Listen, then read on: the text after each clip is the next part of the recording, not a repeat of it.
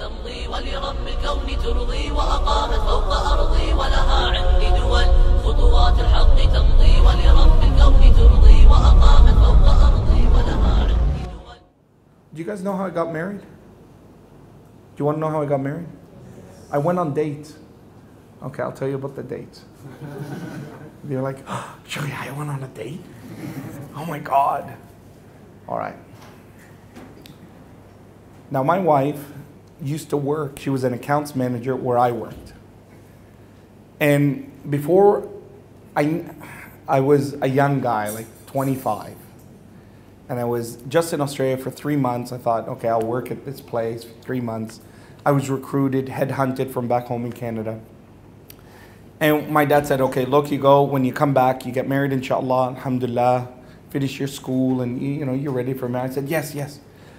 So when I went back to Canada in July, I used to have like 3 dinners a night at 3 different people's homes, so I could see different families and different people. And subhanAllah, there wasn't anyone that I liked. They were trying to find someone appropriate for me and this and that. They were all great people in case they watch this YouTube video. They were amazing people, awesome people, the best people. But it just didn't happen, right? Because I don't want to hurt anyone's feelings, right? Wallahi, they were the best people. And it didn't happen. So my dad goes, so what are you going to do? I said, I don't know, inshallah, something, you know. My dad had this fear. He thought, if Yahya gets married or finds someone in Australia, he's not going to come back to Canada. My dad's fears were correct. Not because of that, but for other reasons. So I got back to Australia, and in my mind, I always wanted to marry someone who spoke Arabic. The only reason was because I'm lazy. Remember I told you men will only do the bare minimum. I want my children to speak Arabic. Now, of course, I don't want to teach them, me. So I want a wife who's gonna teach them. That's how men think. Sisters, beware. The easiest, oh yeah, well, how am I gonna, you want me to teach them Arabic? No, you marry someone who speaks Arabic. That's how you teach them. There you go. You want them to learn Quran, you marry someone with Quran. You don't teach them yourself. That's how men are. Allah forgive us.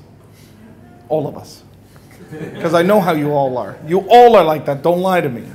Allah is a witness of all of our hearts. It's true. But this sister, she was of a Turkish ancestry, didn't speak Arabic. But she was different to others in the sense that she didn't have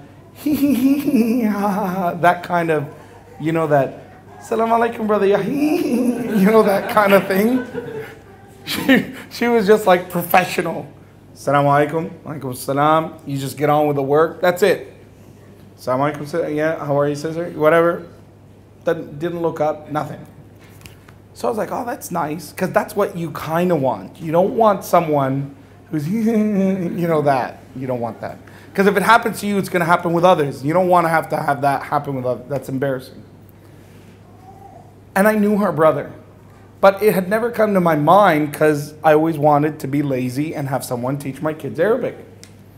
So I call up her brother. Her brother, his name is Genghis, which is scary. You really? Genghis? That's your name? Like Mr. Khan? Genghis Khan? The blood lord? The killer? Yes. Be careful. I go, Genghis, do you want to go like do something? He goes, that's a strange question. We do stuff all the time. What do you mean? I go, you know, like do something. He's like, hold on, let me ask her. So hey, Yahya's on the phone. She's like, yeah. He wants me to do something.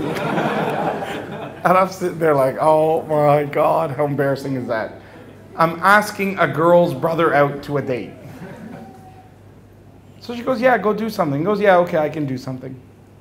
And he goes, are you going to come with your car? I go, yeah. He goes, no, don't bring your car. Now, it's not, I had a really terrible car. I lived 3 doors down from where I worked. I only bought a car because I used to like to scuba dive and I needed something to put all the scuba gear in it and it's sandy. And I bought the car for $400 and the driver's side, the passenger side seat didn't have any floor. Like you had to sit like this. No, seriously, you could see the ground under it, right? He goes, "You gonna bring that car?" I was like, "Yeah." He goes, "No, don't bring your car. I'll bring my car." I was like, "All right." So we went out, had dinner, very romantic stuff. And he asked me questions. How long are you gonna be in Australia? Is that really your car? Can you afford another car? Or is that like the limit of your budget? I said, no, I can get a car, whatever. Asked all these sensitive questions that you expect to be asked.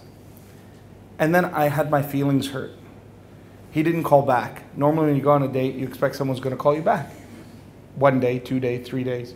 A week goes by. I felt terrible. Every day I go to work. Now this was important, like her behavior didn't change. It was still, Salam alaikum, wa alaikum salam. Here's the work, here's this, here's that. There wasn't, Salam alaikum, brother Yahya. How was Jengiz's thing, none of that. And I was like, wow, that's impressive.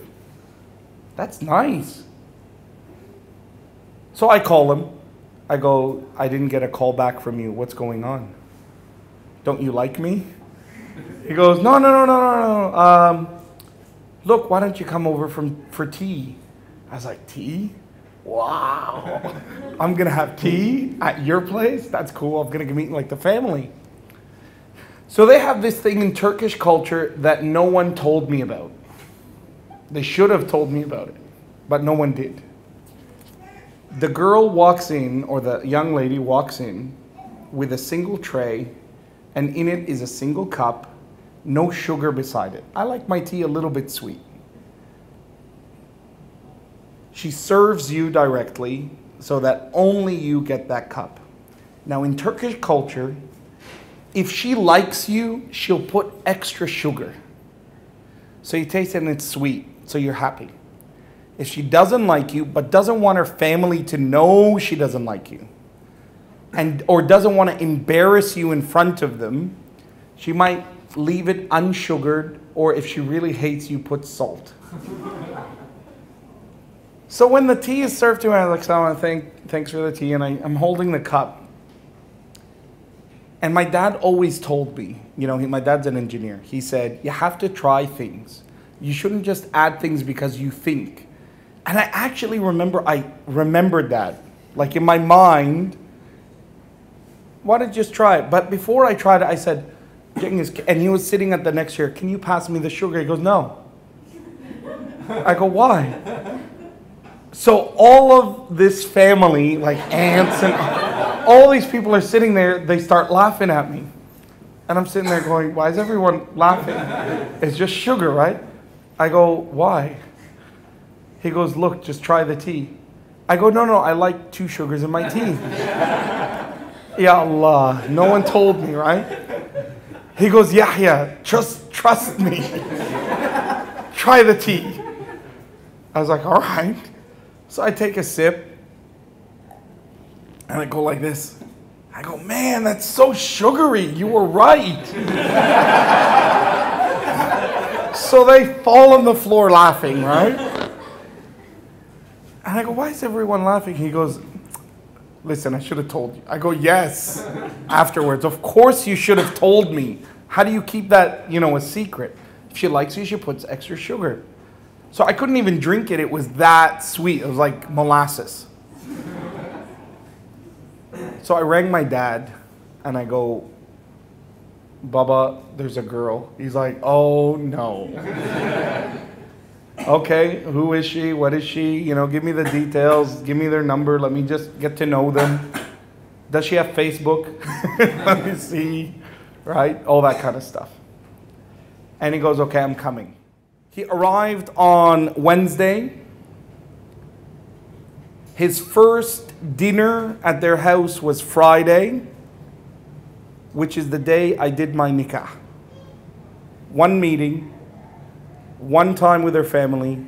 He said they're a good family. Marry her. I'm like, whoa. You're not going to ask mom to come? He goes, no, you're coming next week.